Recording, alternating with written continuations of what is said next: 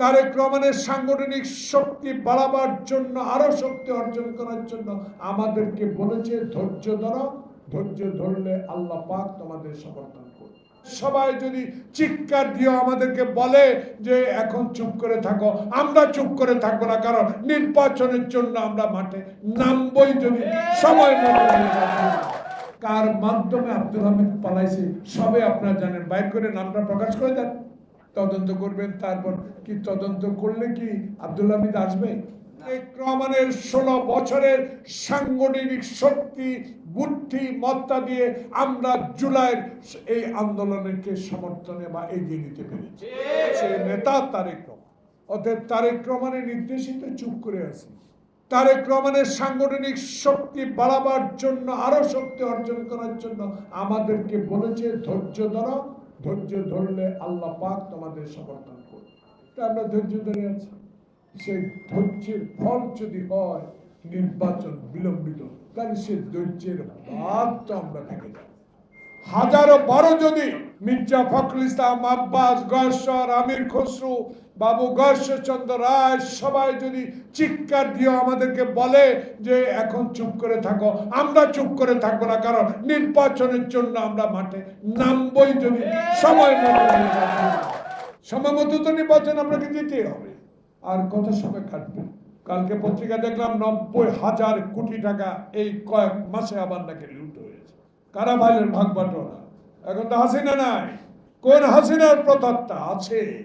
সেই প্রেতাত্মাগুলোর বাইর করার জন্য প্রত্যেক দিন আমরা বলে যাচ্ছি। আব্দুল হামিদ চলে গেছে কি তদন্ত কমিটি, কিশোরগঞ্জের কি এসপি, ওএসপি, ওই ইমিগ্রেশন, কি চাকরি নট, কি সাম্য মরে গেছে, কি প্যাচিডে খানা কয়েকজনকে ধরে নিয়ে আসে। আসল লোকগুলাকে গ্রেপ্তার কেন করেন না? কার মাধ্যমে আব্দুল হামিদ পালাইছে সবে আপনারা জানেন, বাইর করে নামটা প্রকাশ করে দেন, তদন্ত করবেন। তারপর কি তদন্ত করলে কি আব্দুল হামিদ আসবে? আনতে পারবেন? হাসিনা আনতে পারবেন? স্বরাষ্ট্রমন্ত্রী আনতে পারবেন? আপনি যারা পালিয়ে গেছে তাদের আনতে পারবেন? আনেন। 9 মাস এগুলো বিচার হচ্ছে হচ্ছে হচ্ছে। আরে বিচার করে 30 দিনে কি আসিয়া হত্যা মামলা রায় হয়েছে না?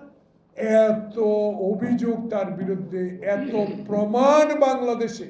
আর এক কথায় যে বিচার, যেদিন হেলিকপ্টারে করে 14 না 20 সুটকেস ডলার নিয়ে পালাই গেছে, ওইটার বিচারে তো তাকে রায় আরো আগে দেওয়া যেত। আপনি বিশ্বের দরবারে একজন গ্রহণযোগ্য ব্যক্তি যেটা পরিচিতি লাভ করেছেন, বাংলাদেশের 18 কোটি মানুষ আপনাকে যে আপন জন হিসাবে বেছে নিয়ে এই সরকারে বসিয়েছে, তাদের সম্মান রক্ষার জন্য আপনাকে এক্ষুনি এই মুহূর্তেই, এই সময়ের মধ্যেই আপনাকে নির্বাচনের তফসিল ঘোষণা করতে হবে। কিন্তু আমাদের বক্তব্য হলো আগে নির্বাচনটা দেন।